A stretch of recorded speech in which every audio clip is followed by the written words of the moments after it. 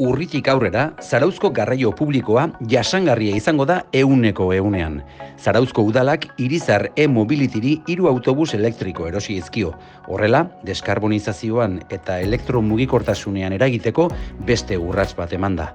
Honek areagotu egingo du errespetuan, bizikidetzan eta mugikortasun jasangarriaren esparruan Zarautzek estatu mailan duen erreferentzialtasuna. Agerraldian, alkatearekin batera izan dira Iker Basurko, udaleko mugikortasun jasangarriko zinegotzia, Inigo Etxeberria, Irizar e-Mobilityko zuzendari orokorra, Paco Ruiz, Ekialde buseko zuzendaria, eta Antonio Arias, Bektaliako presidentea. Xavier Txurruka, Zarauzko alkateak nabarmendu duen bezala, Zarauzko udalak 100% elektrikoak diran hiribusak jartzeko apustua egin du. Mugikortasun jasangarria bultzatu nahi dugu eta hori helburu Irizar e-Mobilityri 3 autobus elektriko erosi dizkiogu lehen Zarautzen zerbitzua ematen hasteko. Inbertsioa oso potentea izan da, 2 milioi pasatxo eta horietatik ia erdia Europar funtsetatik lortu dugu kudeatzea. CO2 isurketak murrizteko helburuarekin erabat elektrikoak diren autobus berri hauek ikusten duzute jasangarriak dira, guztiz elektrikoak eta erabat irisgarriak. Beraz, Zarautzen apustua garbia da CO2 emisioak murrizteko eta elektrifikazioaren aldeko apustua. Pixkanaka oinezkotze guneak ari gera bultzatzen, baina oinezkatze gune horietan bizikletak bere lekua badu eta ibilgailuek ere mantsoago ibili behar dute. Autobus honek ingurumen onurak dakartza, gutxieneko zarata maila eragiten du eta gainera ustiapen kostu ezinhobea bermatzen du. 3 autobus elektriko berriak zirkulazioan jartzen direnean, Zarautzek urtero 5.619 kilogramo CO2 gutxiago isuriko ditu atmosferara. Inigo Etxeberria, Irizar e-Mobilityko zuzendari orokorra.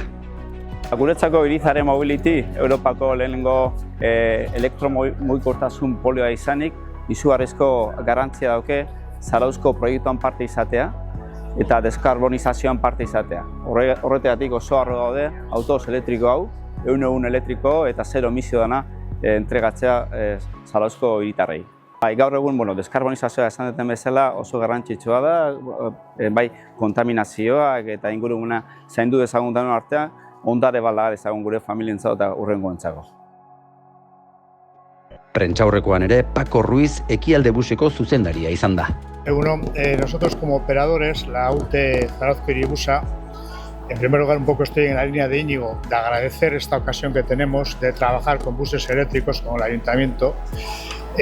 Intentaremos hacerlo lo mejor posible, como nosotros somos 2 empresas ya con amplia experiencia en el sector, tanto de urbanos como interurbanos y discrecional, y poco más que añadir. Agradecer al Ayuntamiento y a Irizar. Esperemos que Irizar y todo nuestro grupo de autobuses sea esto el comienzo de una relación más larga y en más empresas. A ver si el producto local se queda en Guipúzcoa, aparte de lo que vendéis por ahí fuera.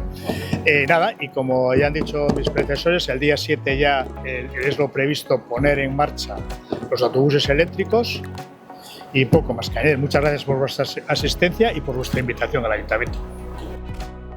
Autobus elektriko berriak gertutik ezagutzeko aukeraz gain, herritarrek mugikortasunaren Europako astearen baitan antolatu diren jarduera ezberdinetan parte hartzeko parada izango dute.